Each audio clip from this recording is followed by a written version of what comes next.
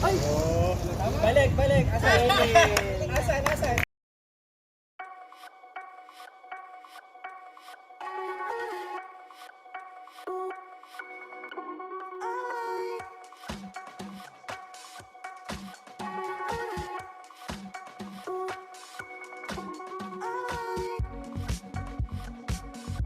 Hello guys! Welcome ulit sa aking mini vlog. So, andito kami ngayon sa may Central Park at papunta kami ngayon sa bike trail. Ayan.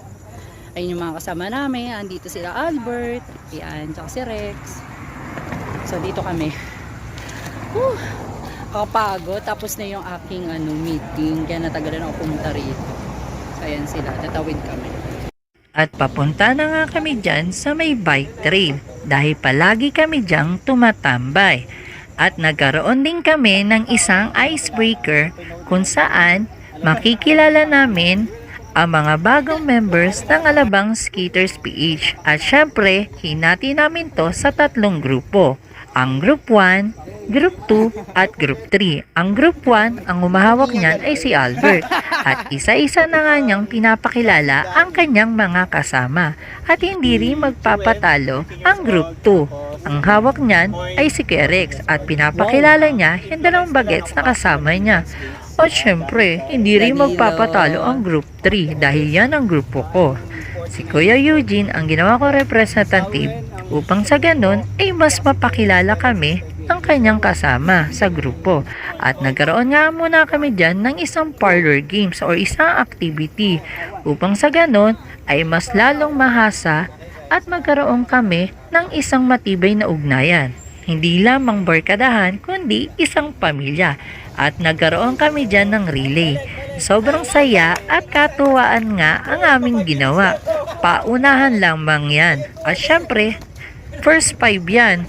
Ito ang group 1. At sinisimulan na nga nila na makapuno ng 5 doon sa may baso sa may dulo. At binilisan ko na nga lang yung video dyan upang sa ganon ay makita ninyo kung paano kami maglaro. At ito yung group 2 na sila Kuya Rex. At pinipilit nilang matalo o mabit yung time ng kabilang grupo o yung group 1. Ang group 1 ay naka 4 minutes and 9 seconds. At sila naman ay minamadali nila upang sa ganon ay matalo nila. At syempre magbibigay ng prize dyan si Marcus. At hindi nga nagpatalo ang group 2. Pinaspasan nila hanggang makalima sila. At sila nga ang nanalo, ang group 2. Diba? Ang bibilis At pagkatapos nila, magkaroon ng relay, ay pumunta nga sila sa 7-Eleven upang sa ganon ay makabili muna ng tubig. Yun nga lang, sa sobrang bilis ng mga bagets, iniwanan kami. Kami na itong mga to. So, andito yung isa, yung anak ni Kuya Eugene. Iniwanan kami dalawa. Bibilis mo maspas. At nag-decide nga kami pumunta dito sa may condominium. Dahil gusto namin silang i-tour at iparanas yung downhill dito dahil walang masyadong sasakyan. At sinimula na nga namin ditong bumaba. At sobrang saya ng mga bagong members namin na puro kabataan. At syempre, todo video ako dyan hanggang pababa.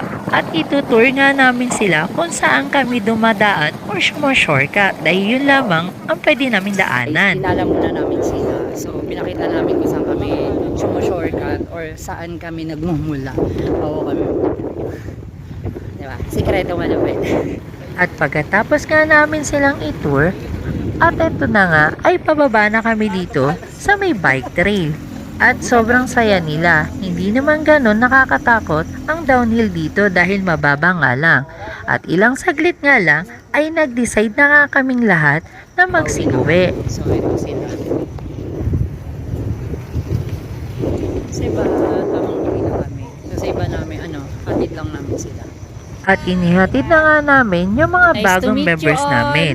Dahil papunta silang Las Piñas. At inihatid din namin si Salwen kung saan magte-trail siya papauwi papuntang Binondo. At sinamahan nga namin siya.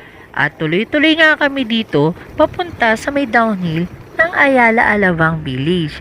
So hanggang dito na lamang siya dahil kami naman ay At uuwi. ito na nga, magmamakdaw muna kami ni Mark bago kami uwi sa bahay.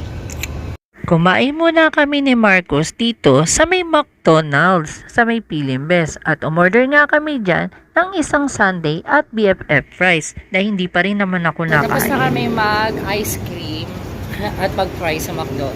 So, nandito kami ngayon sa may Petron kasi naki-CR lang kami.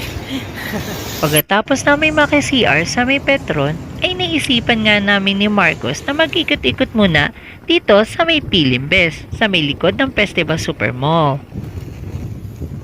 So, tamang ikot muna kami ni Marcos dito sa Alabang, sa may Pilimbes. So, bago kami mag-trade pa po. So, ayun sa Marcos. At tuloy-tuloy nga ang pagpadyak namin ni Marcos hanggang makarating kami rito sa may Bibire Hotel sa may Alabang pa rin. At tuloy-tuloy kami dyan hanggang makarating kami sa Festival Super Mall. At dito na rin kami uupo at magtatanggal na rin ng rollerblades dahil pauwi nga kami sa bahay nila Marcos. Tanggal muna kami ng rollerblades. Ayan.